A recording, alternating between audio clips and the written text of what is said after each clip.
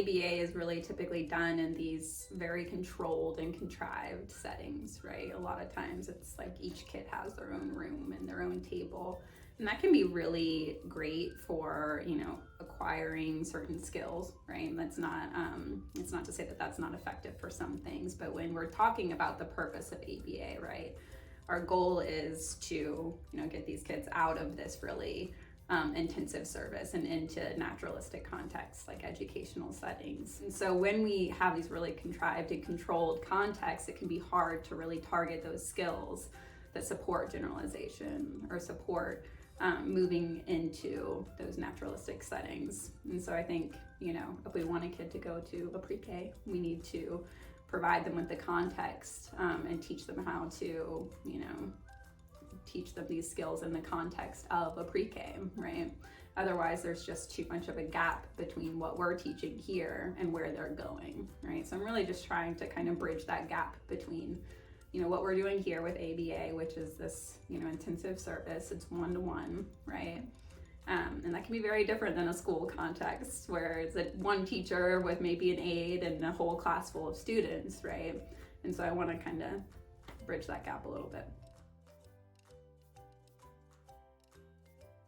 Yeah, I think that when a kid is learning the skills in a classroom, right, they're just more likely to generalize. So they're not under these really strict contingencies where a lot of times you get, this behavior maybe only occurs in this very specific setting, right, or in this very specific way.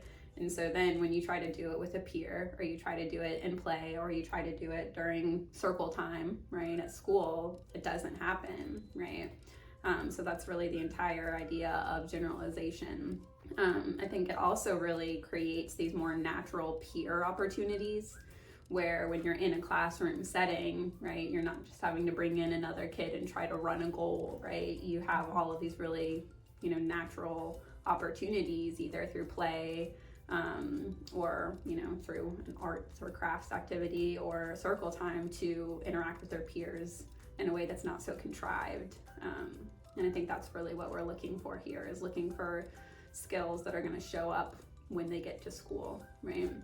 And they can also learn skills, you don't really think about all of the things that go into being successful in a school setting, right? Standing in line, waiting, right? Getting your lunch in and out of the cubby. These are all really important skills that aren't really taught in this typical ABA setting, but in a pre-K setting, you can learn those skills, right? So then it's not as much of like a shock once they get into that setting. And that's what we're really looking for. Group-based instruction is also something that's really important. So, maybe if you're sitting at a table, you can follow directions, right? But if you're sitting with your friends in a circle and we ask you to follow an instruction, can you do it, right? That's group-based instruction.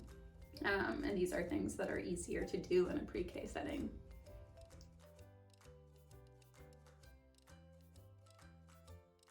Yeah, so part of the ABA model is, we include parent training. So we do an assessment and then they have one-on-one services, and the BCBA supervises as a part of that plan just to make sure all of these goals are updated, that they accurately reflect where the child is, what they need to learn.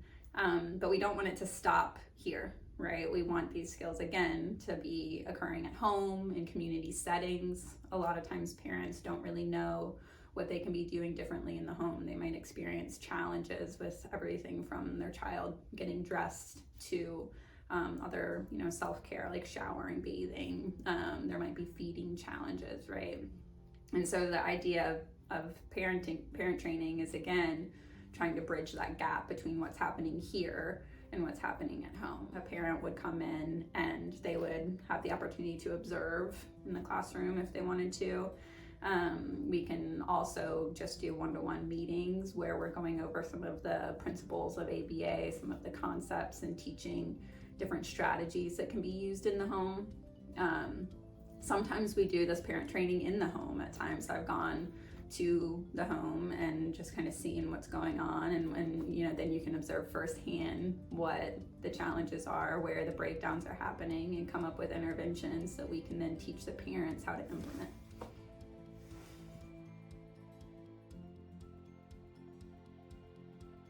I think that collaboration is really important. A lot of times when you have a child with autism, there's so many different hands in the pot, right? There's so many different therapists they're working with, educators, parents, and there's a lot that can get lost in translation. The SLP is working on this, the OT is working on this, the teacher is having this issue, the parent is experiencing this at home.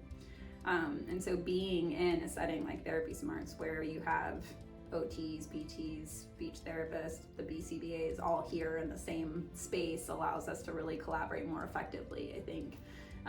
We can share data easily, we can, observe each other and figure out what's effective if we're kind of hitting a roadblock, and collaboration is just really key to success, so.